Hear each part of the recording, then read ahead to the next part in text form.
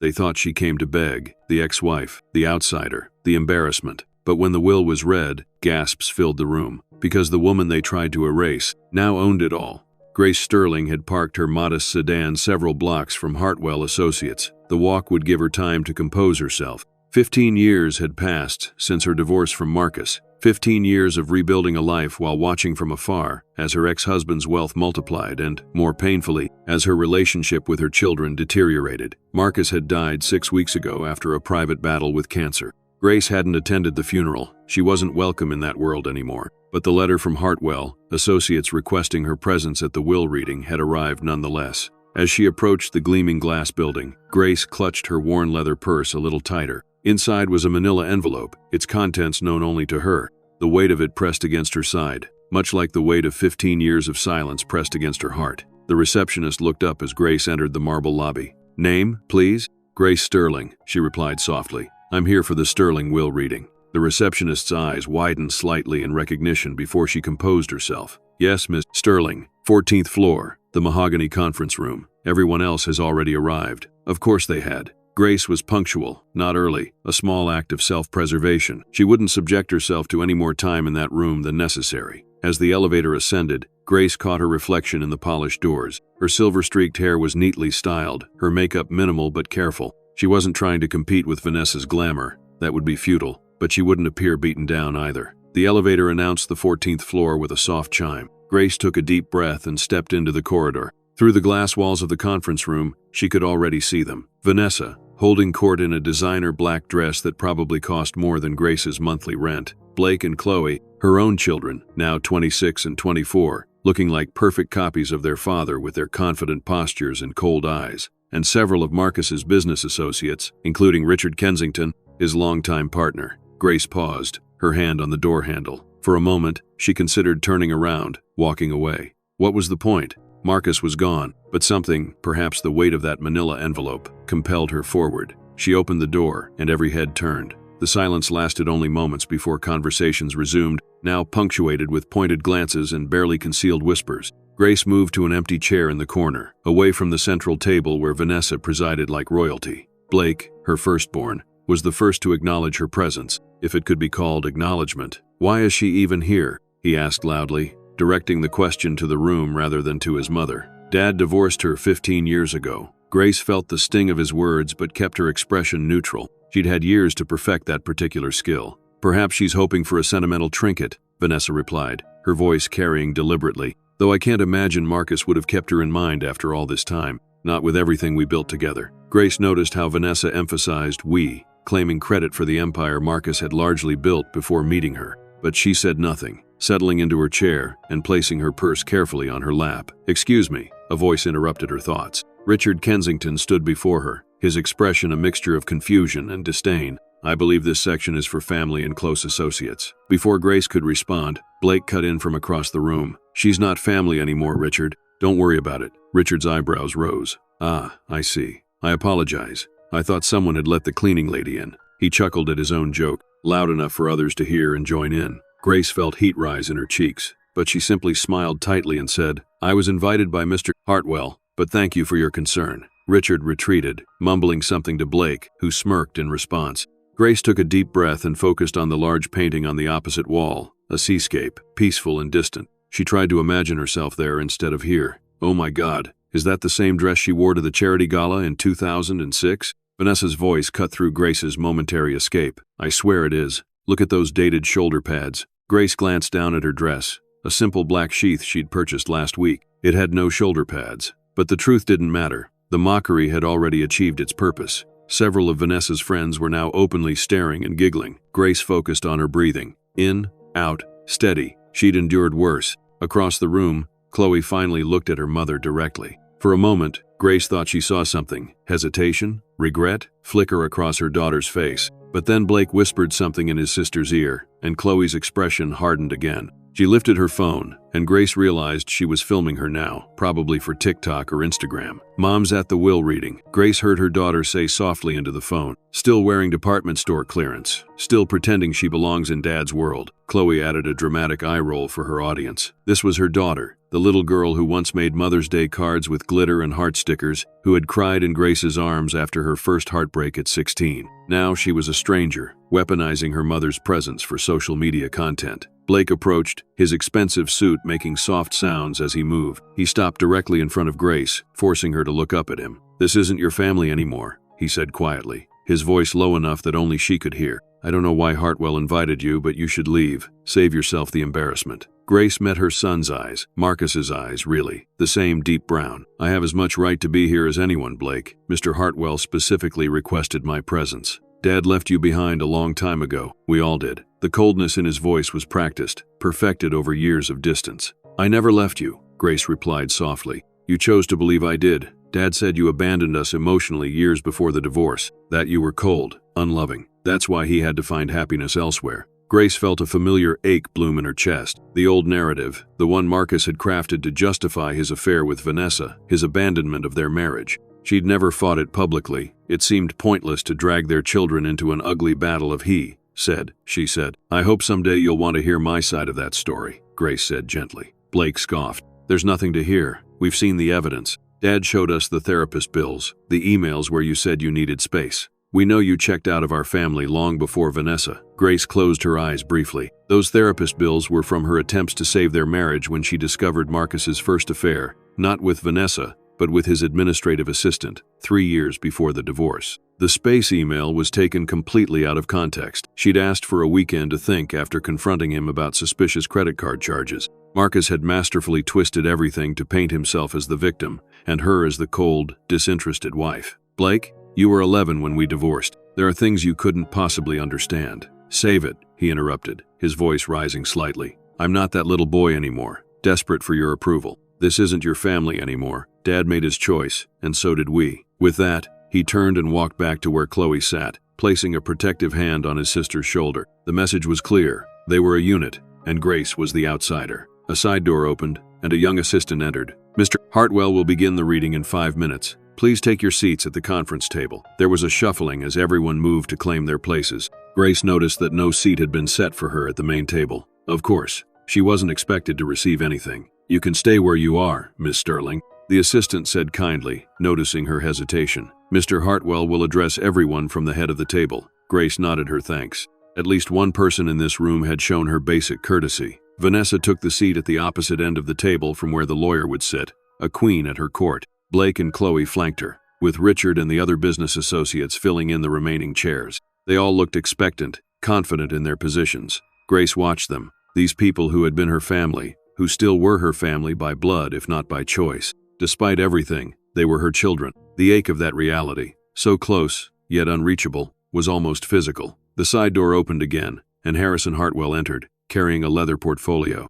Tall, silver-haired, with wire-rimmed glasses and an immaculate suit, he embodied the gravitas of old money law. Grace had met him only once before, during the divorce proceedings. He hadn't been Marcus's lawyer then. Marcus had hired a shark from a cutthroat firm in the city, but Hartwell had been handling the Sterling family's legal affairs for the past decade. "Good afternoon," Hartwell said, his voice deep and measured. "Thank you all for coming today. As you know, we are here to read the last will and testament of Marcus James Sterling, who passed away 6 weeks ago after a brief illness." Vanessa dabbed at her eyes with a monogrammed handkerchief. The gesture seemed practiced, theatrical. Grace wondered if there had been any genuine tears. "Before we begin," Hartwell continued, "I want to acknowledge that this is a difficult time for all of you. Mr. Sterling was a remarkable man who touched many lives, and his loss is deeply felt." There were solemn nods around the table. Grace remained still, her hands folded in her lap. Remarkable was one word for Marcus. Complicated would be another. Mr. Sterling's will was updated 6 months ago, with 2 witnesses present and all legal requirements fulfilled.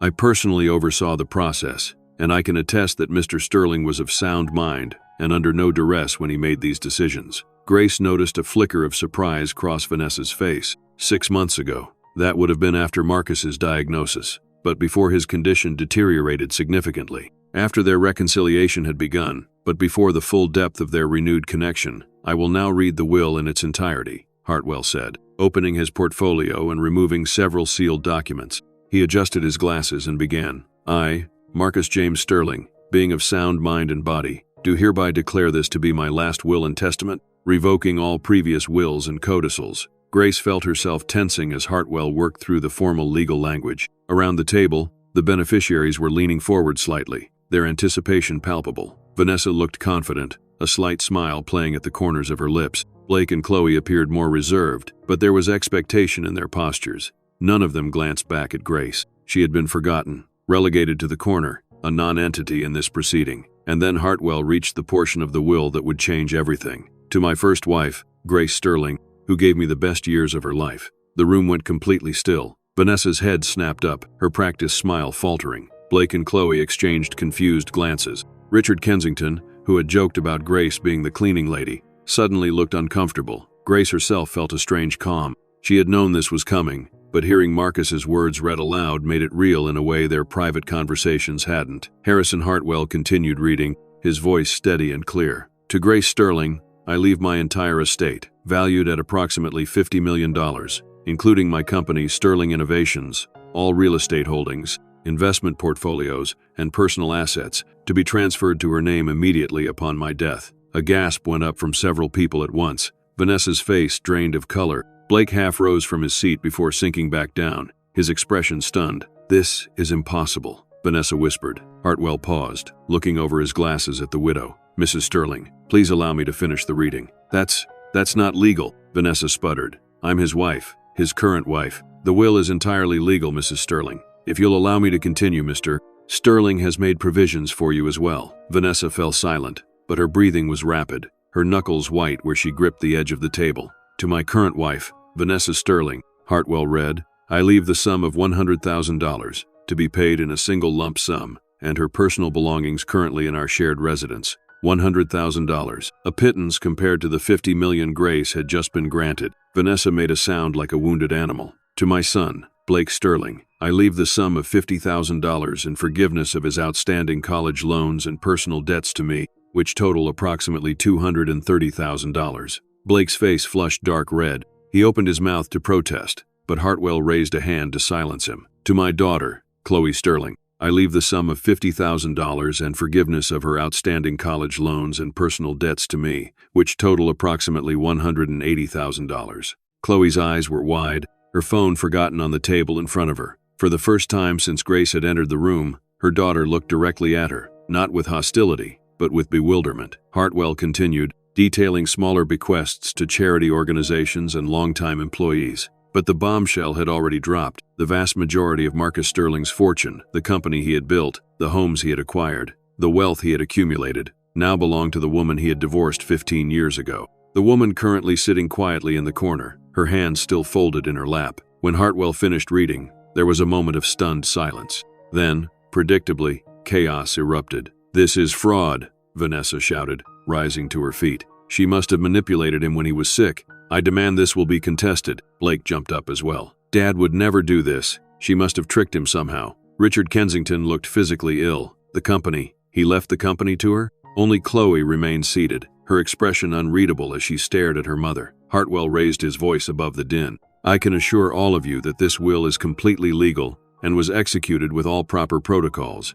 Mr. Sterling was of sound mind and explicitly clear about his wishes. I don't accept this, Vanessa hissed, her carefully maintained appearance beginning to crack under the strain of her anger. I was with him for 10 years. I was with him when he died. She wasn't even at the funeral. Mrs. Sterling, please sit down, Hartwell said firmly. There is more to the will than the distribution of assets. Reluctantly, Vanessa returned to her seat, though she remained perched on the edge, ready to spring up again. Mr. Sterling left a letter to be read at this time, Hartwell continued, removing an envelope from his portfolio. He specifically requested that I read it aloud to everyone present. Grace felt her heart rate increase. She knew about the letter. Marcus had told her he was writing it, but she didn't know its exact contents. This was the moment she had both anticipated and dreaded. Hartwell opened the envelope and unfolded several pages of what appeared to be handwritten text. Marcus's handwriting, Grace recognized, even from across the room. In his final months, as the cancer weakened him, his once bold script had become shakier,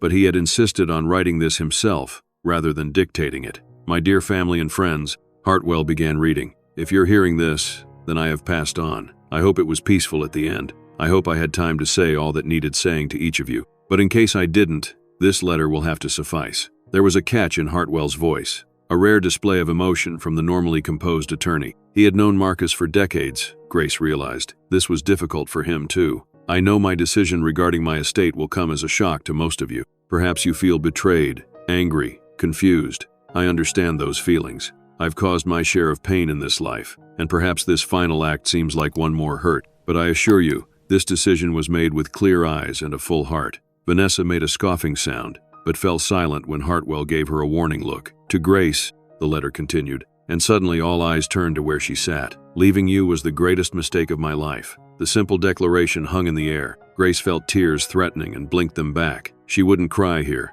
not in front of these people who had mocked her just minutes ago. "You gave me 20 years of love, support, and wisdom. Your creative insights shaped the early success of Sterling Innovations. You raised our children with devotion while I worked endless hours building a company. You forgave my first transgressions, tried to save our marriage when I was already halfway out the door. And when I finally left, choosing my ego and wealth over our love and loyalty, you never spoke ill of me to our children, never tried to turn them against me, even when I didn't extend you the same courtesy." Blake shifted uncomfortably in his seat. Chloe's eyes had filled with tears. "In the years after our divorce, I created a narrative that served my purposes. I implied that Grace had been cold, disinterested, that she had emotionally abandoned our family. It was a lie, a convenient fiction to justify my betrayal. I regret to say that I encouraged our children to believe this falsehood, and I watched as their relationship with their mother deteriorated as a result." Chloe let out a small sob. Blake's face had gone pale. "The truth is that Grace was a loving wife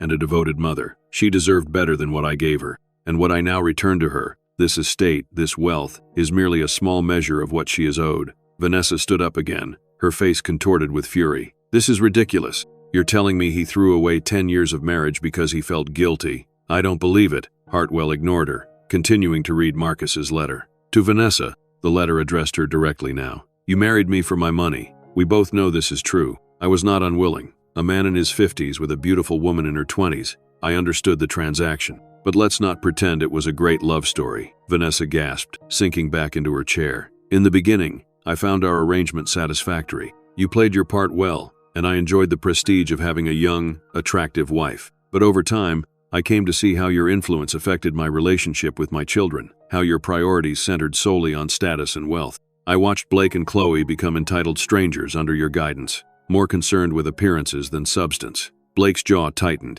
Chloe looked down at her hands, her phone still abandoned on the table. "When I was diagnosed with cancer 6 months ago, I began to reassess my life, my choices, my legacy, and I found them wanting. I reached out to Grace, not expecting forgiveness, certainly not expecting friendship, but in my final months, she gave me both, reminding me of the man I once was, the better man, before wealth and ego corrupted my character." Grace felt the weight of everyone's stares. The secret was out now. Those private meetings, those conversations over coffee that had evolved into deep reconciliation, no longer private. To Blake and Chloe, the letter continued. "I have failed you as a father, not by leaving you insufficient funds, but by teaching you to value the wrong things. I gave you privilege without perspective, wealth without wisdom. I allowed you to believe lies about your mother, and I watched as you treated her with disdain that she never deserved." Blake looked stricken. Chloe was openly crying now. "I hope that in time, you will rebuild your relationship with your mother. She has never stopped loving you, even when you rejected her. The modest financial provisions I've made for you are intentional, not as punishment, but as opportunity. An opportunity to build lives based on your own merits, not on inherited wealth." The room was completely silent now, save for Chloe's quiet sobs. "Grace has promised me that she will be open to reconciliation, should you seek it. Knowing her heart as I do, I believe she will be generous with both her forgiveness and the estate I have left her. But that is her choice to make, not an obligation I can impose." Hartwell turned the page, and Grace knew they were nearing the end of Marcus's confession. "To my business associates, particularly Richard, the company will be in better hands with Grace than it ever was with me. Her creativity and ethical compass were always the true foundations of our early success. I trust her to lead with integrity, something I have not always demonstrated." Richard looked as though he might be ill. The other associates shifted uncomfortably. In closing, Hartwell read, his voice gentle now, "I ask for your understanding, if not your immediate forgiveness. My decisions were made with clear intention and sound mind. Grace deserves everything, because she gave me everything, and I threw it away. I can never fully make amends for the pain I caused, but I hope this final act begins to balance the scales.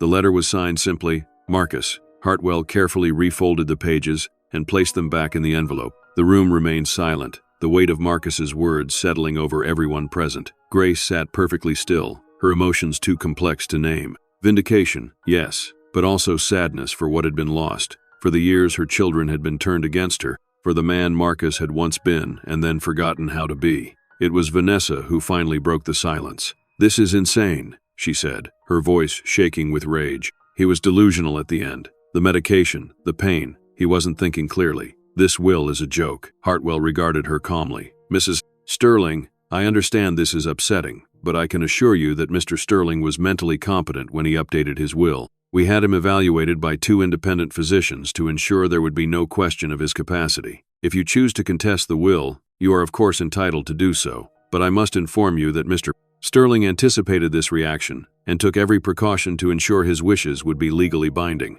I'll get the best lawyers in the country," Vanessa threatened. "I'll fight this to the Supreme Court if I have to." "That is your prerogative," Hartwell replied evenly. "However, I should mention that Mr. Sterling included a no-contest clause in his will. Should any beneficiary contest the will and lose, they forfeit even the bequest granted to them." Vanessa paled. $100,000 wasn't much compared to $50 million, but it was still a significant sum. If she contested and lost, she would walk away with nothing but her personal belongings. Blake stood up, his movement jerky with suppressed emotion. "I don't understand. If what Dad wrote is true, if he lied to us about Mom all these years, why didn't he tell us himself? Why wait until he was dead to drop this bomb?" It was the first time he had referred to Grace as Mom in years. The word sent a small shock through her. Hartwell looked to Grace, a question in his eyes. She nodded slightly. "It was time. Your father did try to tell you," Grace said softly, speaking for the first time since the reading began. "He reached out to both of you several times in the last few months of his life." "That's not true," Blake argued, but there was uncertainty in his voice. "He never said anything about any of this." Grace opened her purse and removed the manila envelope she had been carrying. "He tried to arrange meetings with each of you, to explain in person. When you were unavailable or uninterested, he asked me to keep these for after his death." She stood and approached the table, placing the envelope in front of Hartwell. "These are copies of text messages, emails, and phone records showing Marcus's attempts to speak with Blake and Chloe about our reconciliation and about the mistakes he had made." Hartwell opened the envelope and briefly examined its contents before looking up. "These appear to be authentic communications between Mr. Sterling and his children, as well as between Mr. Sterling and Miss Grace Sterling." "Let me see those," Blake demanded, reaching for the papers. Hartwell handed them over, and Blake began rifling through them, his expression changing from defiance to confusion to something like shame. "6 unanswered calls?" he murmured, looking at one page. "I thought these were about the Tokyo expansion." Chloe leaned over to look at the evidence as well. "He texted me asking to have dinner, just the 2 of us, to discuss important matters about our family. I was in Cabo with friends. I told him I was too busy." The realization that their father had tried to tell them the truth, and they had been too caught up in their privileged lives to listen, seemed to hit both siblings simultaneously. "There's more," Grace said quietly. She reached into her purse again and removed a small digital recorder. "Your father knew you might not believe the will or the letter. He asked me to play this for you if that was the case." She placed the recorder on the table. After a moment's hesitation, she pressed the play button. Marcus Sterling's voice filled the room, weaker than in his prime, marked by illness, but still unmistakably his. "Blake, Chloe, if you're hearing this, then I wasn't able to have our conversation in person, and now it's too late. I'm so sorry for that failure, one of many in my life." Chloe covered her mouth with her hand. Blake stood rigid, his eyes fixed on the recorder as if he could see his father through it. "Everything in my will is true. I lied to you both about your mother. Grace was never cold or disinterested. She fought for our marriage long after I had betrayed her trust. She protected you from the ugliness of our divorce, while I used you as weapons against her." Marcus's voice broke, and they could hear him taking a labored breath before continuing. "When I reached out to Grace after my diagnosis, I expected recrimination. Instead, she showed me compassion I didn't deserve. Over these past months, as my health declined, she has been my confidant, my support, my friend. She encouraged me to reach out to you both, to tell you the truth while I still could." There was a pause, filled only with the sound of Marcus's breathing. "I know it's a lot to process. I know you may feel betrayed, confused, but please know that my decision to leave everything to Grace isn't about disinheriting you. It's about finally doing right by the woman I wronged so deeply, and I trust her to be fair with you both, more than I trust myself to have made the right decisions." Another pause, longer this time. "There's one more thing you should know. Vanessa has been having an affair with Richard for the past 2 years." A collective gasp went up. Richard Kensington jumped to his feet, his face ashen. Vanessa froze, her eyes wide with panic. "I've known for some time," Marcus's recorded voice continued calmly. "It was Grace who discovered it, actually. Not out of malice or investigation, but by chance. She saw them together in the city and recognized Richard. She felt I should know, and she was right." Richard was already backing toward the door. Vanessa remained paralyzed in her seat. "I confronted them both separately. Richard confessed immediately, offered his resignation. I declined to accept it then. The company needed stability with my illness advancing. Vanessa denied everything, of course, but the evidence was irrefutable." Vanessa finally found her voice. "He's lying. This is all a setup." But her protest rang hollow as Richard Kensington slipped out of the room without defending her. "I'm not telling you this to hurt you," Marcus's voice continued, addressed again to his children, "but to help you understand why I've made the choices reflected in my will, and perhaps to help you see that appearances can be deceiving. The story you've believed about your mother, about our family, it wasn't the truth." There was a long silence on the recording, broken only by Marcus's increasingly labored breathing. When he spoke again, his voice was softer, more vulnerable. "I hope someday you can forgive me, not just for the lies, but for the years of relationship with your mother that I stole from you. Grace has never stopped loving you both. Remember that. I love you too, despite my failures as a father. Goodbye." The recording ended. The room was utterly silent. The silence stretched on for what felt like minutes, though it was likely only seconds. Grace stood beside the table, her hand still resting on the recorder, her eyes downcast. She hadn't wanted it to be like this public unraveling of secrets, this dramatic revelation. Marcus had always had a flair for the theatrical, even at the end. Vanessa was the first to recover. Her shock and panic quickly morphed back into anger. "This is a complete fabrication," she spat, looking around the room wildly, as if seeking allies. "Richard and I are colleagues. There's never been anything inappropriate between us." Marcus was paranoid at the end. The medication, the pain, it made him see things that weren't there. No one responded to her denial. The hasty exit of Richard Kensington had spoken volumes. Blake had sunk back into his chair, the papers from the manila envelope scattered in front of him. He looked shell-shocked, staring at the messages he had ignored from his father. Chloe was the first to speak. "Mom," she said tentatively, using the title that had been absent from her vocabulary for so long. "You and Dad reconciled before he died?" Grace nodded, finally raising her eyes to meet her daughter's. "Yes. About 7 months ago, shortly after his diagnosis, he contacted me. We met for coffee. It was difficult at first. But why didn't you tell us?" Chloe asked, her voice small. "Why the secrecy?" "He wanted to tell you himself," Grace replied gently. "He felt it was his responsibility to correct the narrative he had created. I agreed with him. It wasn't my place to undermine your relationship with your father while he was still alive. So all those business trips he was taking," Blake muttered, piecing things together. "He said he was meeting with specialists, getting treatments. Some of those were medical trips,"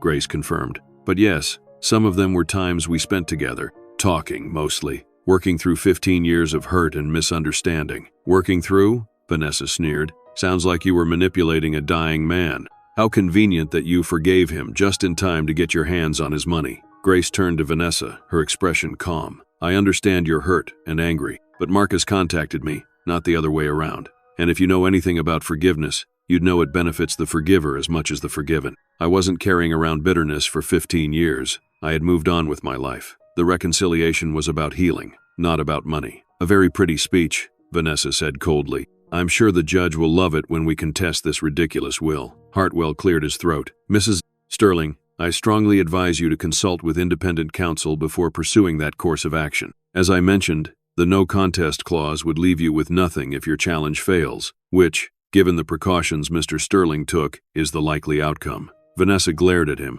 "Whose side are you on? You're supposed to be Marcus's lawyer." "I am an officer of the court and the executor of Mr. Sterling's will," Hartwell replied evenly. "My duty is to ensure his legally expressed wishes are carried out." Vanessa turned her glare to Grace. "This isn't over. You won't get away with this." She grabbed her designer purse and stormed toward the door, pausing only to point at Blake and Chloe. "Are you two coming? Or are you going to sit there and let her steal your inheritance?" Blake and Chloe exchanged a look, something passing between them that Grace couldn't quite read. Then Blake spoke. "I think we need to stay and hear the rest. There's clearly a lot we don't know." Vanessa's expression hardened. "Fine. Be fools. She's played all of us. and you're falling for it." With that, she swept out of the room, the door slamming behind her. Her exit left a strange vacuum in the room. The remaining business associates looked uncertain, clearly wondering if they should stay or follow Richard and Vanessa's lead in departing. Hartwell solved their dilemma. "Gentlemen, the formal reading of the will is complete. If you have questions about specific bequests,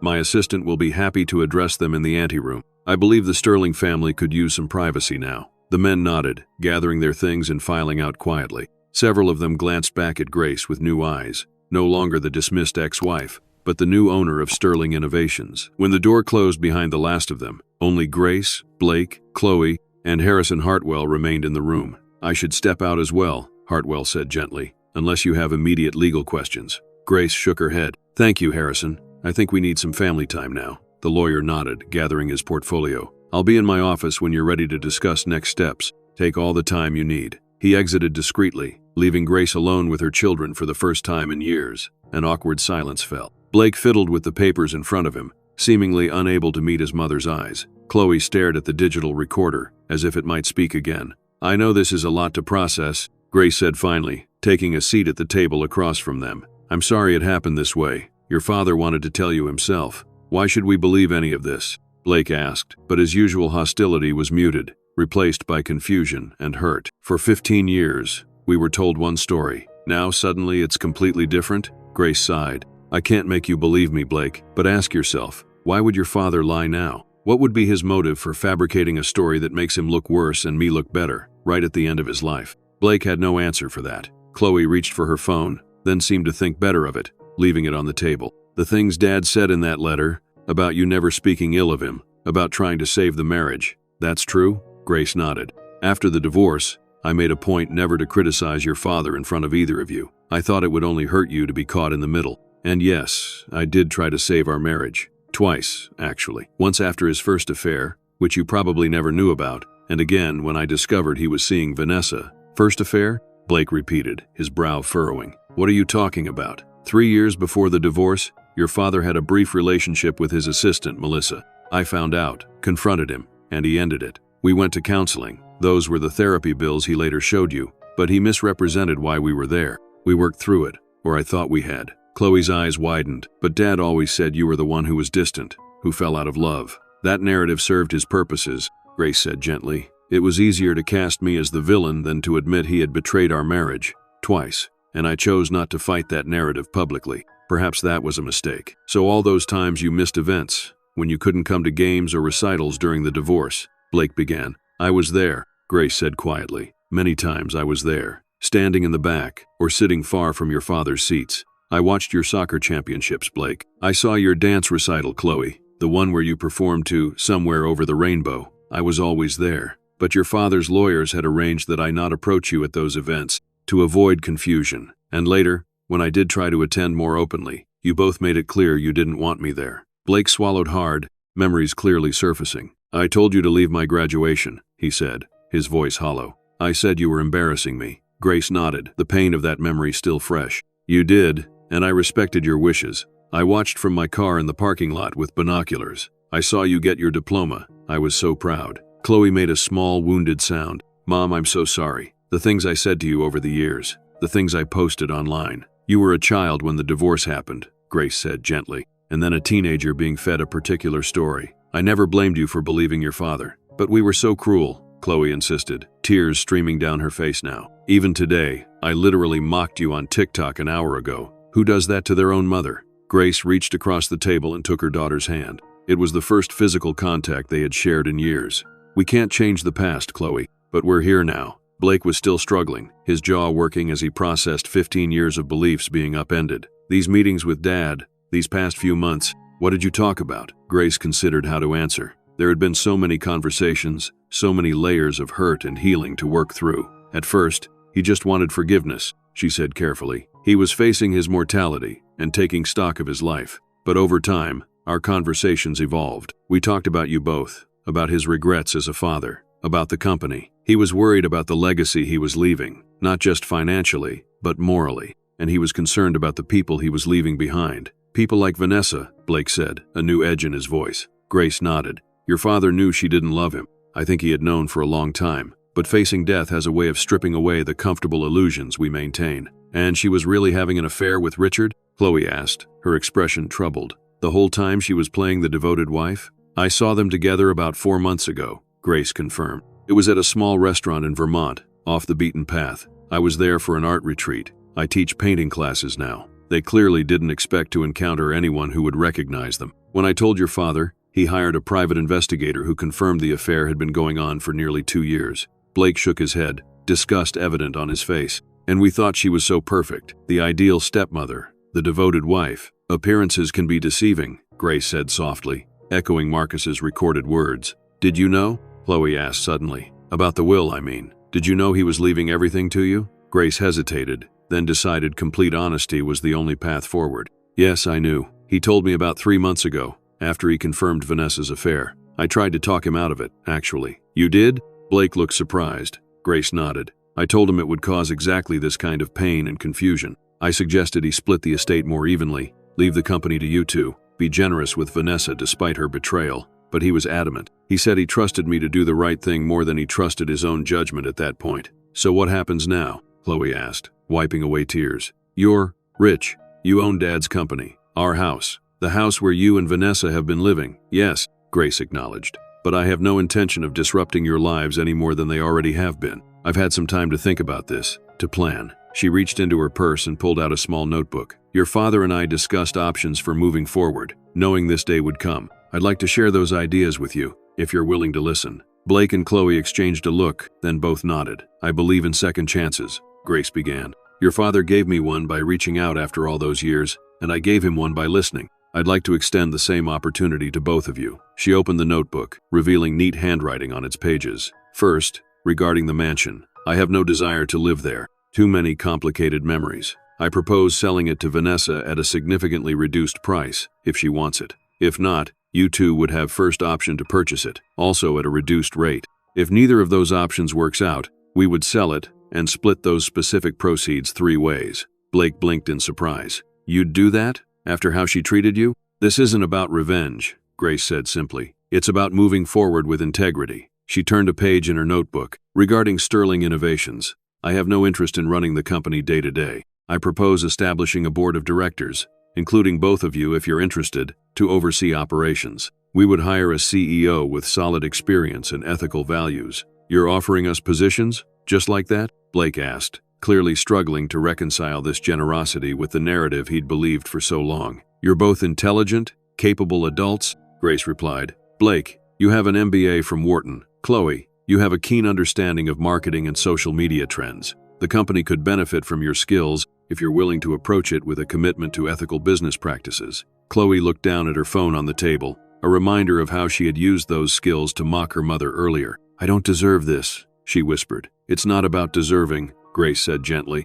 It's about creating opportunities for growth and reconciliation. She continued through her notebook, outlining plans for charitable foundations, educational initiatives, and investments in sustainable businesses. With each page, it became clearer that Grace had thought deeply about how to use Marcus's fortune for positive impact. Finally, she said, reaching the last page, I'd like to propose family therapy for all of us, including Vanessa, if she's willing, though I suspect she won't be. We have 15 years of misunderstandings and hurt to work through. It won't happen overnight. Blake looked stunned. After everything, you want to try to be a family again? We never stopped being family, Grace said softly. We just stopped acting like one. Chloe began to cry again, harder this time. I don't understand how you can be so forgiving? Grace supplied. Chloe nodded, unable to speak through her tears. Holding on to anger and resentment would have poisoned me from the inside, Grace explained. I chose to let it go, long before your father reached out. That choice was for my well-being, not his. And now I'm making the same choice with you both, and with Vanessa. I can't control how any of you respond, but I can control how I approach this unexpected situation. Blake looked down at the scattered papers in front of him, the evidence of his father's attempts to reach out, the text messages he had ignored or responded to dismissively. Shame was written clearly on his face. I don't know if I can do this, he admitted. Just flip a switch and accept that everything I believed was wrong, that we've been terrible to you for no reason. I'm not asking you to flip a switch, Grace assured him. I'm asking for a chance to rebuild, step by step, and you had a reason for your behavior. You believed what your father told you. That's not your fault, but continuing it, The way we treated you even as adults. Chloe shook her head. That was our choice. Yes, Grace acknowledged. And now you have a new choice to make. The three of them sat in silence for a moment, the weight of 15 years and the possibilities of the future hanging between them. Finally, Blake spoke. I need some time to process all of this. Of course, Grace said. Take all the time you need. I'm not going anywhere. Chloe reached for her mother's hand again. I don't want to wait. I've already missed so much time with you. I want to try. The therapy, the rebuilding, all of it. Grace squeezed her daughter's hand, emotion welling up. I'd like that very much, Chloe. Blake stood abruptly. I should go check on Vanessa, whatever she's done. This has been a shock for her too. Grace nodded. That's thoughtful of you, Blake. Please tell her my offer regarding the house is genuine, whenever she's ready to discuss it. Blake gathered the papers and handed them back to Grace. I'll call you to talk more about all of this. It wasn't a wholehearted embrace of reconciliation, but it was a start. I'd like that, Grace said simply. Blake hesitated, then leaned down and awkwardly kissed his mother's cheek, the first such gesture in over a decade. Then he quickly turned and left the room. Chloe remained seated, looking at her mother with new eyes. Did you and Dad? Did you fall in love again? At the end? Grace considered the question carefully. Not romantically. No, but we found our way back to a kind of love, the kind built on shared history, mutual respect, and forgiveness.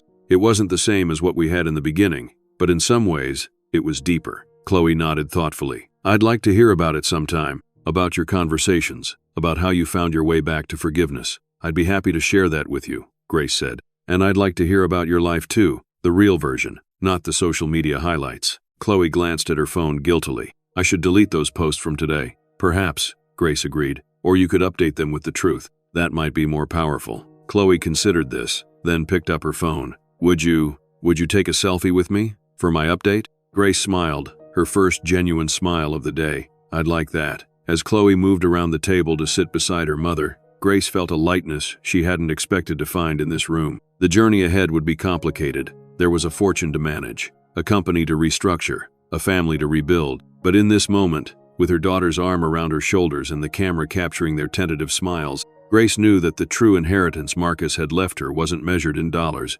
It was the chance to reclaim what had been lost, the most valuable thing of all. Grace and Chloe emerged from the conference room to find the reception area in disarray. Vanessa was pacing furiously, her phone to her ear, speaking in rapid, angry bursts. I don't care if he's in court. This is an emergency. My husband's ex-wife is trying to steal my home and my life, and I need legal representation now. Blake stood nearby, his expression troubled as he watched his stepmother unravel. When he saw Grace and Chloe, something flickered across his face. Uncertainty, perhaps, or the beginning of a realization. Vanessa spotted them and abruptly ended her call. Well, look who it is. The master manipulator and her newest convert. Her voice was brittle with rage and fear. Congratulations, Grace. You've managed to turn my stepdaughter against me in record time. Chloe stiffened beside Grace. No one turned me against you, Vanessa. I'm just trying to understand the truth. The truth? Vanessa let out a harsh laugh. The truth is that your precious mother here waited until Marcus was weak and dying to sink her claws back into him.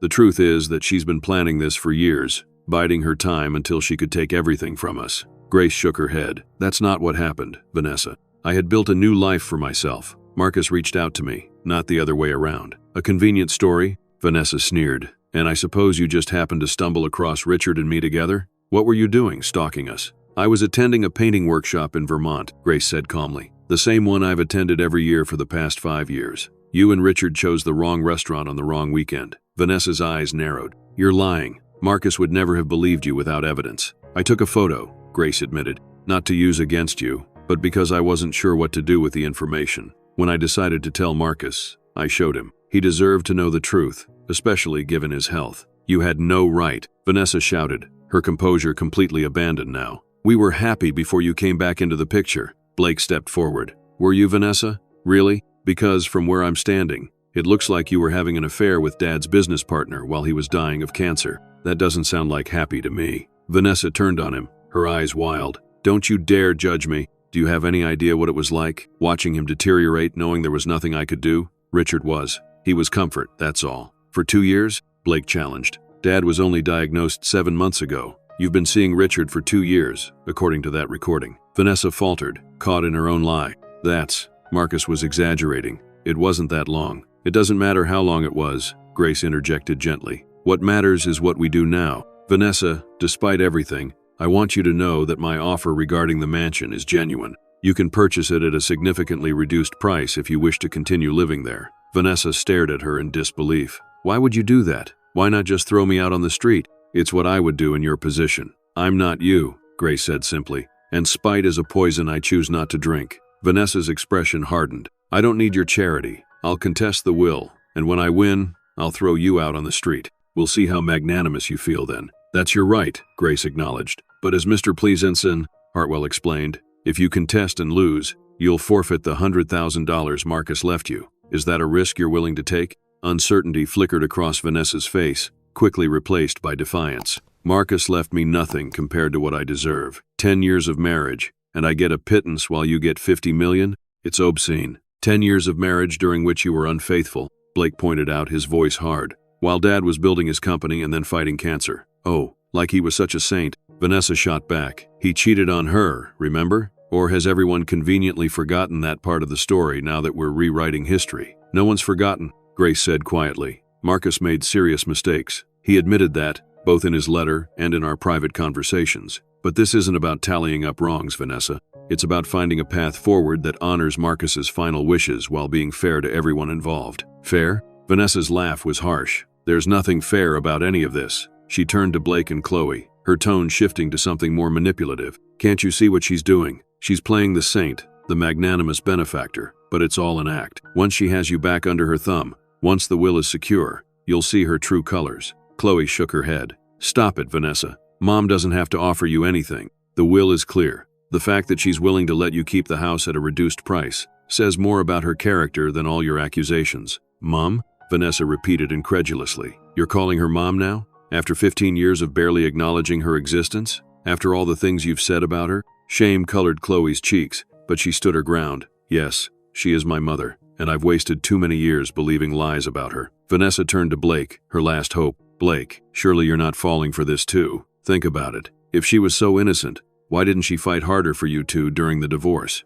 Why did she just disappear from your lives?" "She didn't disappear," Blake said slowly, the realization seeming to dawn on him as he spoke. "We pushed her away. Dad encouraged it, and we were kids. We believed him. And now you believe her?" Vanessa demanded. "Just like that?" Blake looked at Grace, really looked at her, perhaps for the first time in years. "I don't know what I believe yet, but Dad's letter, the recordings, the evidence, it's a lot to ignore. And if he really did try to reach out to us in those last months—" "He did," Grace confirmed softly. "Almost every week. He was afraid time was running out, and he was right." Blake ran a hand through his hair, a gesture so like his father that Grace felt a pang of bittersweet recognition. "I need time to process all this," he said again. "But Vanessa, regardless of what happened between Dad and Mom, your affair with Richard, that's on you. You can't blame that on anyone else." Vanessa's face contorted with rage. "You ungrateful. After everything I've done for you, this is how you repay me? By siding with her?" "I'm not siding with anyone," Blake insisted. "I'm trying to see the truth. And right now it looks like everyone in this situation has made mistakes, including me and Chloe. The question is, what do we do now?" Vanessa snatched up her designer purse. "What you do is up to you. What I'm going to do is call every top law firm in the city until I find someone who will take this case and destroy your mother's claim to Marcus's estate. That's your choice," Grace said calmly. "But my door is open if you ever want to talk about a less adversarial solution." "I'd rather die," Vanessa spat. She turned on her heel and stormed toward the elevator, her high heels clicking angrily on the marble floor. As the elevator doors closed behind her, the three remaining Sterlings stood in awkward silence. "She won't let this go easily," Blake finally said. "She's used to getting her way." "I know," Grace acknowledged. "And she may very well contest the will, but Mr. Hartwell seems confident it will stand." Marcus was very thorough. "He usually was," Blake said, a hint of admiration in his voice. "When he set his mind to something, nothing could stop him," Chloe finished, a small smile touching her lips. "Remember when he decided we needed to learn sailing, and he bought that ridiculous yacht none of us knew how to operate?" Blake chuckled despite himself. "We spent more time being rescued by the Coast Guard than actually sailing." Grace smiled at the memory. "He insisted it was part of the learning process. Sterlings don't quit just because something's hard," he used to say. "You remember that?" Blake looked surprised. "I remember everything about our family, Blake," Grace said softly. "Every birthday, every school play, every soccer game. Being excluded from your lives didn't mean I stopped caring about you." Blake looked away, clearly uncomfortable with the emotion welling up. "I should go. I have a lot to think about." "Of course," Grace said. "Take all the time you need. You have my number now. Blake nodded stiffly. Chloe, are you coming? Chloe hesitated, looking between her brother and her mother. Actually, I thought maybe Mom and I could get coffee. If that's okay with you, she added, turning to Grace. Grace felt a surge of hope. I'd love that. Blake seemed surprised but nodded. Okay, I'll call you later, Chloe. After Blake had departed, Chloe turned to her mother with uncertain eyes. Is there a coffee shop nearby? I think we have a lot to talk about. Grace smiled, linking her arm through her daughter's. There's a lovely little place just down the block. They make the best lavender lattes. You remember I love lavender? Chloe asked, surprised. Of course I do, Grace said. Like I said, I remember everything. As they walked toward the elevator, Chloe asked hesitantly, do you really think Blake will come around? He's always been so stubborn. Like his father, Grace noted. And yes, I think he will, in his own time. This is a lot for both of you to process. 15 years of believing one version of events, only to have it completely upended in a single afternoon. I feel like such a fool, Chloe admitted as they stepped into the elevator. All those years, the things I said to you, the way I treated you. You were a child when it started, Grace reminded her, and then a teenager with only half the story. I never blamed you, Chloe. You should have, Chloe insisted. Any decent daughter would have at least listened to her mother's side. Perhaps, Grace acknowledged. But dwelling on what should have happened won't help us move forward. I'd rather focus on what comes next. The elevator reached the lobby, and they stepped out into the afternoon sunlight streaming through the building's glass facade. What does come next? Chloe asked, blinking in the brightness. I mean, practically speaking, you now own a $50 million company, multiple properties. It's a lot. Yes, it is, Grace agreed as they pushed through the revolving doors onto the sidewalk. But we don't have to figure it all out today. For now, I'd just like to have coffee with my daughter and hear about her life. The rest will wait. Chloe smiled, tentative but genuine. I'd like that too, Mom. As they walked down the block toward the coffee shop, Grace felt a lightness in her step that had been absent for years. The day had been chaotic, emotional, overwhelming, but it had also been the beginning of something she had almost stopped hoping for, a second chance with her children. Marcus's final gift wasn't the money or the properties or the company. It was this moment, walking arm in arm with her daughter toward an uncertain but hopeful future. Inside the coffee shop, a cozy space with exposed brick walls and the rich aroma of freshly ground beans, Grace and Chloe found a quiet table in the corner. After ordering a lavender latte for Chloe, a simple cappuccino for Grace, they sat in momentary silence, each unsure where to begin. I deleted them, Chloe said suddenly. The posts from today. I couldn't bring myself to update them yet. I don't even know what I would say, but at least they're gone. That's a start, Grace said gently. You don't have to figure everything out at once. Chloe stared down at her hands. Did you know Dad was setting this up? The will reading, the letter, the recordings. It feels like he orchestrated this whole confrontation from beyond the grave. Grace sighed. I knew about the will and the letter, the recording. He mentioned he was leaving messages for you and Blake, but I didn't know exactly what he said in them, and I certainly didn't anticipate the public nature of it all. That was very much like your father. He always did have a flair for the dramatic. He wanted maximum impact, Chloe realized. He knew we might not believe it otherwise. Yes, Grace agreed. And I think, in his own way, he was trying to force a resolution he wouldn't be around to see. He couldn't bear the thought of his deception continuing after he was gone. Their drinks arrived, giving them both a moment to collect their thoughts. Chloe took a sip of her latte, closing her eyes briefly at the familiar flavor. It's perfect, she murmured. Just like I remember from that cafe we used to go to on Sundays. Grace smiled. Lavender and honey. You first tried it when you were 12 and declared it was like drinking a fancy garden. Chloe laughed, a genuine sound that transported Grace back to happier times. I can't believe you remember that. I told you, Grace said softly. I remember everything. Chloe's smile faded, replaced by a more serious expression. Mom, there's something I need to ask you. Something I've wondered for years but was too angry to ask. Anything, Grace encouraged. Why didn't you fight harder for us? After the divorce, when Dad was poisoning us against you, why didn't you force the issue?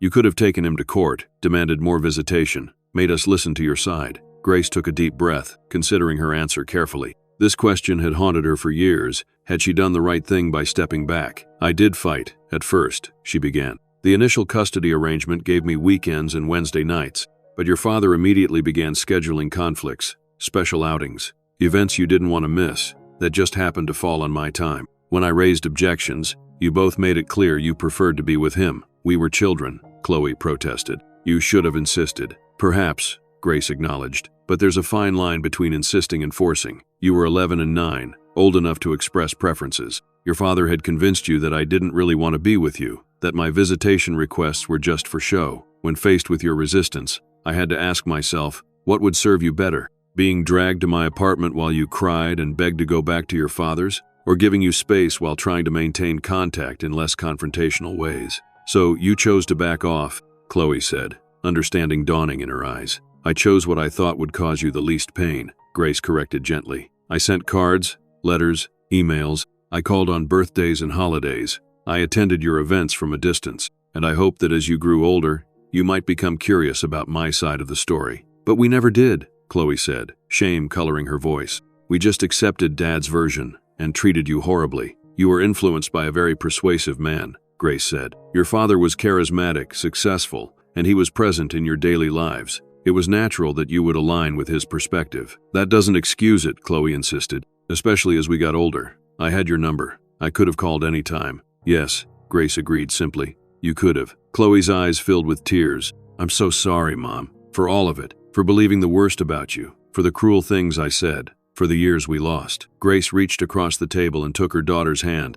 I forgive you, Chloe, and I hope you can forgive me too, for not finding a better way to reach you, for allowing the distance to grow. There's nothing to forgive, Chloe protested. You didn't do anything wrong. I made choices, Grace said. Some of them may have been mistakes. That's how life works. We do the best we can with the information we have at the time. They sat in silence for a moment, hands still connected across the table, each processing the weight of 15 years of misunderstandings. What about Blake? Chloe finally asked. Do you think he'll come around? Grace considered the question. Your brother has always been more like your father, proud, stubborn, slow to admit when he might be wrong. But he's also intelligent and fair-minded at heart. I believe he'll come to his own conclusions in his own time. And Vanessa? Chloe looked troubled. She's going to fight this, isn't she? Most likely, Grace agreed. But as Mr. Hartwell said, your father took precautions. The will should stand. I still don't understand why you're being so generous with her, Chloe admitted, offering to sell her the house at a reduced price. After how she treated you? I saw those Instagram stories she was posting earlier. They were vicious. Grace smiled slightly. Holding on to anger serves no purpose, Chloe. It doesn't hurt Vanessa.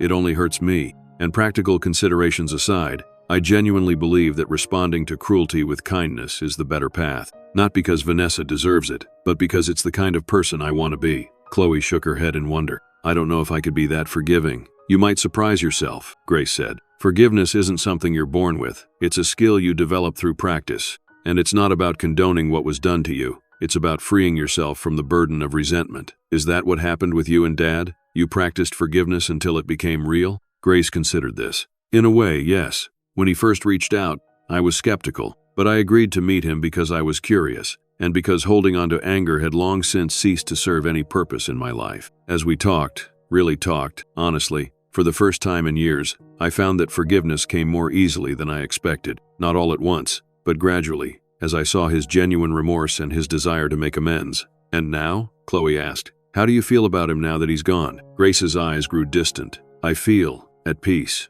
The man I knew at the end was closer to the man I married all those years ago than the man who left me. He found his way back to his better self, and I'm grateful I got to witness that. Chloe wiped away a tear. I wish I had known about the two of you reconciling. I wish I could have seen that version of Dad. He wanted to share it with you, Grace said softly. That's what all those calls and texts were about. He was trying to find the courage to tell you the truth. And we were too busy, Chloe said bitterly. Too caught up in our own lives to make time for our dying father. Don't be too hard on yourself, Grace advised. You didn't know how little time was left, and your father didn't make it easy. He was vague about why he wanted to meet, probably because he was nervous about your reaction. Chloe took another sip of her latte, her eyes thoughtful. So what happens now? With the company, the money, all of it. Now we take it one step at a time, Grace said. I meant what I said in the conference room. I have no interest in running Sterling Innovations day to day. I'd like to establish that board of directors, including you and Blake if you're interested. We'll hire a good CEO, someone with integrity and vision. You really want us involved? After everything? Of course, Grace said simply. You're my children, and you're both capable, intelligent adults with valuable perspectives. The company could benefit from your involvement, as long as you're committed to ethical business practices. And the rest of the money? Chloe asked. Dad left you $50 million. That's a lot of responsibility. Grace nodded. Yes, it is. I've given it a great deal of thought over the past few months. As your father and I discussed possibilities, a significant portion will go to charitable foundations, education for underprivileged children, cancer research, support for single mothers, causes that matter to me. And to Dad, in the end, Chloe added thoughtfully. Yes, Grace agreed. In those final months, he became much more reflective about what truly matters in life. Money and power seemed less important to him than legacy and amends. What about you? Chloe asked. Will you keep living in your apartment? Teaching art classes? Grace smiled. I'll find a slightly nicer place, I think. Something with better light for painting. And yes, I'll continue teaching. It brings me joy, and now I can do it without worrying about making ends meet. I can take on students who can't afford to pay, expand the program to reach more people. You really love it, don't you? Teaching art? I do, Grace said, her face lighting up. There's something magical about watching someone discover their creative voice, seeing them express something they couldn't put into words. Art was always my passion, even when I was helping your father build the company in those early days.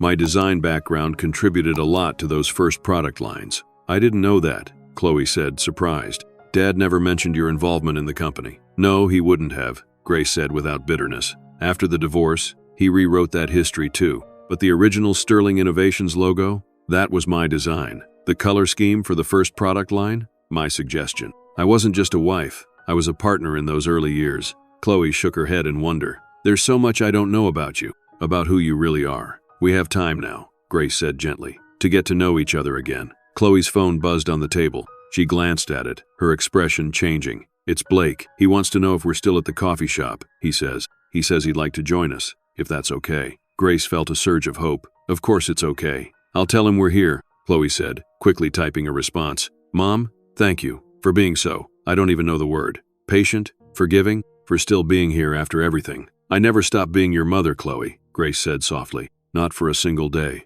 And as they waited for Blake to arrive, Grace realized that in the midst of chaos and confrontation, something precious had begun to heal. It wasn't perfect. There would be more difficult conversations, more tears, more adjustments as they navigated this new reality. Vanessa would likely follow through on her threat to contest the will. The transfer of the company would have its complications. But sitting across from her daughter, seeing genuine connection in her eyes for the first time in 15 years, Grace knew that the true inheritance Marcus had left her was worth far more than $50 million.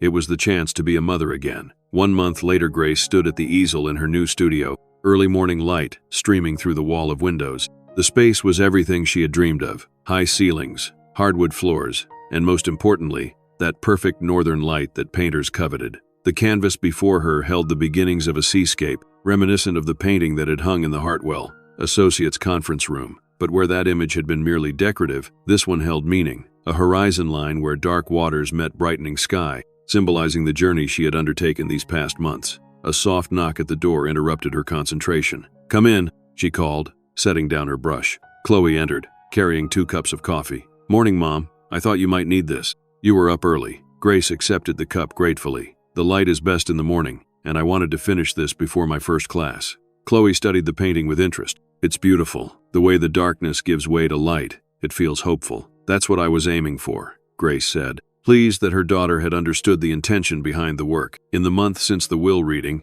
they had fallen into a comfortable routine. Chloe had moved into the guest room of Grace's new apartment temporarily, saying she needed space from the mansion and from Vanessa, who was indeed contesting the will as threatened. Blake remained at the mansion, trying to maintain peace while also beginning to engage with Grace on discussions about the company's future. Is Blake still coming to dinner tonight? Grace asked, taking a sip of her coffee. Chloe nodded. He confirmed last night, and he's bringing the financial reports you asked for. He's been going through everything with a fine-tooth comb. That's good, Grace said. I want complete transparency as we move forward. No more secrets or hidden agendas. She moved to the small sitting area by the windows, gesturing for Chloe to join her. The view overlooked a quiet park, a deliberate choice when Grace had purchased the apartment. After years in a small walk-up with a view of a brick wall, this peaceful outlook felt like a gift she gave herself each morning. Any news on Vanessa's legal challenge? Chloe asked, settling into an armchair. Grace shook her head. Mr. Hartwell says her lawyers are still gathering evidence, trying to build a case that I exerted undue influence over your father. But it's an uphill battle for them. The medical evaluations, the witnessed will signing, the recording. Marcus left very little room for challenge. It's strange, Chloe mused. A month ago, I would have been on her side, fighting to overturn the will. Now I can see how perfectly it fits Dad's personality. Dramatic, but ultimately sincere in trying to make things right. He always did have a flair for the grand gesture, Grace agreed with a small smile, though I wish he had found a less disruptive way to achieve the same end. Would we have believed him, though? Chloe asked. If he had simply told us the truth without the dramatic will reading, The letter, the recordings. Would Blake and I have accepted it? Grace considered this. Perhaps not immediately, but I like to think that eventually, the truth would have found its way through. Chloe's phone chimed with a notification. She glanced at it and smiled. The foundation paperwork is ready. We can sign everything tomorrow. The Marcus Sterling Second Chances Foundation had been Grace's first major initiative with her newfound wealth. With a starting endowment of $30 million, more than half of the inheritance, the foundation would focus on supporting education for underprivileged children, cancer research, and programs helping single parents rebuild their lives after divorce or loss. That's wonderful news, Grace said. Have you finalized the board membership? Chloe nodded. You as chairperson, me as executive director, Blake as treasurer, and the 5 independent members we discussed. It's a good, balanced group. Grace felt a surge of pride. Her daughter had thrown herself into the foundation work with passion and purpose, bringing her marketing expertise and social media savvy to what would become her full-time role. And how are your other projects coming along? Grace asked. Chloe's expression brightened. The podcast is almost ready to launch. Second Chances, Stories of Forgiveness and Renewal. Our first 3 episodes are recorded, and the production quality is excellent. It had been Chloe's idea to create a podcast sharing stories of reconciliation and redemption. The first episode would feature Grace herself, talking about her journey of forgiveness. Future episodes would include others who had found their way back from betrayal, estrangement, or loss. I'm a bit nervous about sharing our story so publicly, Grace admitted, but if it helps others find their way to forgiveness, it will be worth it. You don't have to do it, Chloe assured her. We can find another first guest.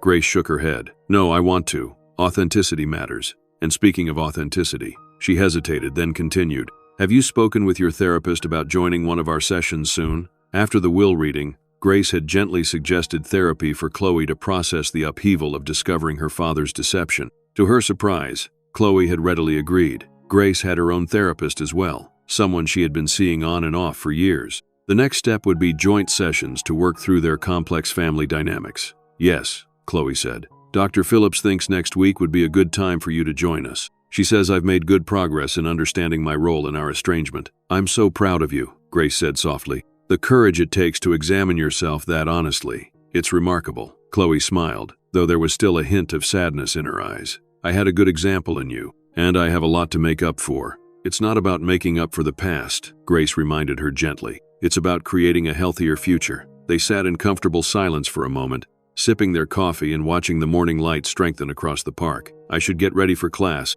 Grace said eventually, standing. My students will be here at 10. The art classes Grace had been teaching for years had evolved since the inheritance. Instead of renting space at a community center, she now taught in her own studio. And instead of charging tuition, she offered the classes for free to women starting over after divorce, loss, or other life transitions. Art as therapy, as expression, as a way to reclaim voice and agency. Need any help setting up? Chloe offered. That would be lovely, Grace said. The easels need to be arranged, and the new watercolor sets unpacked. As they worked together preparing the studio, Grace reflected on how much had changed in just 1 month. The legal transfer of Sterling Innovations was proceeding smoothly, with Blake taking an active role in the transition. A search for a new CEO was underway, with promising candidates already identified. The mansion remained in limbo due to Vanessa's legal challenge, but Grace had made peace with whatever outcome might emerge. Most importantly, her relationship with her children was healing. Chloe had embraced reconciliation wholeheartedly,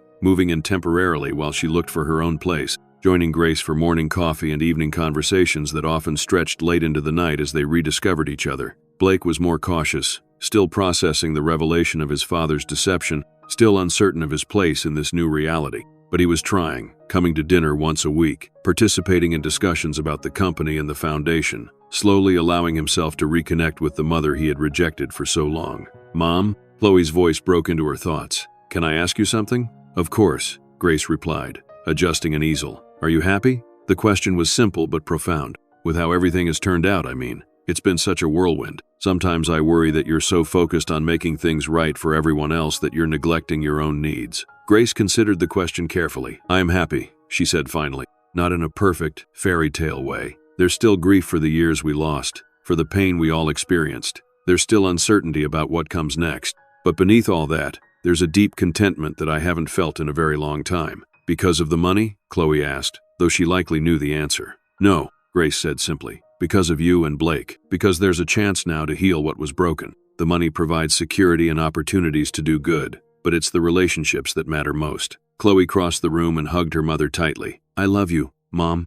I'm sorry it took me so long to remember that." "I love you too," Grace whispered, holding her daughter close. "And you're here now. That's what matters." The doorbell rang, signaling the arrival of Grace's first student. As Chloe went to answer it, Grace turned back to her painting for a moment. The horizon line where darkness met light seemed even more significant now, a visual representation of their journey from estrangement to reconciliation, from bitterness to forgiveness. Marcus's final gift hadn't been the money or the company or the material possessions. It had been the chance to reclaim what truly mattered: family, love, and the opportunity to begin again with wisdom born of experience. As her students began to arrive, women of various ages, all seeking to rebuild their lives through creative expression, Grace welcomed them with genuine warmth. Teaching had always brought her joy, but now there was an added dimension to her work. Each woman in this room was on her own journey of healing and transformation. Grace could offer not only instruction and technique, but also living proof that second chances were possible. Around her neck, on a simple silver chain, hung Marcus's wedding ring,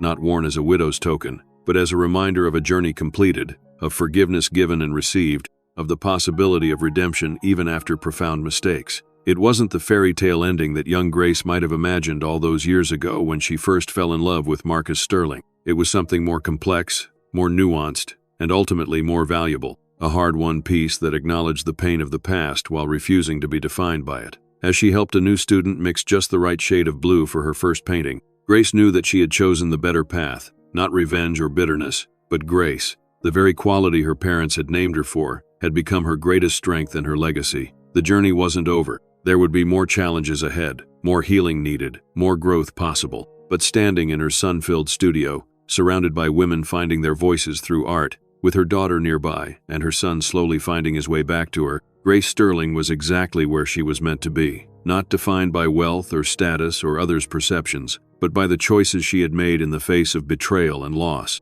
Choices to forgive, to remain open, to believe in the possibility of change. Choices that had led her, finally, home. Have you experienced a situation that required forgiveness? Perhaps not as dramatic as Grace's, but significant in your own life. How did you handle it? Did you choose to hold on to the hurt, or did you find a way to let go? Share your thoughts in the comments below. Your story might be exactly what someone else needs to hear right now. A reminder that they're not alone in their struggle to find peace after betrayal. If you found value in Grace's journey, please consider subscribing to our channel. Until next time.